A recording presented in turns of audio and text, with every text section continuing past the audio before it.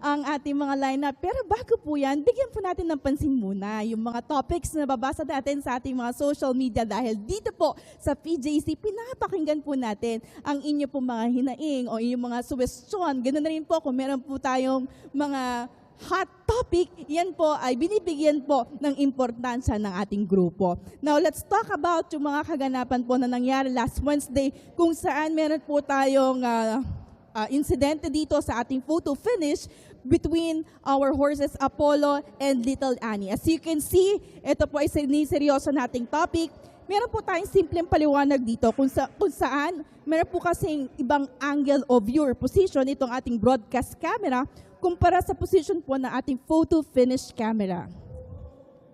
Dito po kasi sa ating angle view or position ng broadcast camera, talaga po ito ay hindi po nakasentro o sakali po ay dahil nagpapan po ito gumagalaw.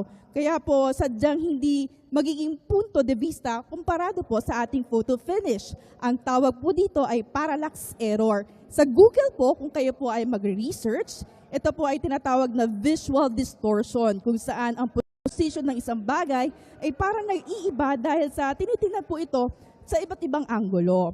Mataas po ang ating parallax error sa broadcast camera dahil dito makikita po natin na yan po ay naiisa or naiiba. Kung makikita nyo po, ito po ang position natin sa ating broadcast. Ang ating broadcast camera ay nasa may gawing kaliwa at ang ating photo finish camera ay nasa may gawing kanan. So yan po ang position ng ating mga camera dito sa PJC.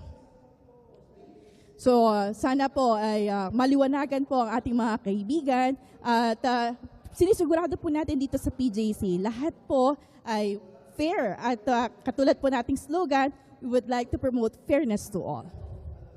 Ready na ba kayo bayang karirista dito sa ating mga kaganapan? Mag-load na maaga sa ating Fastbet, that is Fastbet, the Philippine Jockey Club.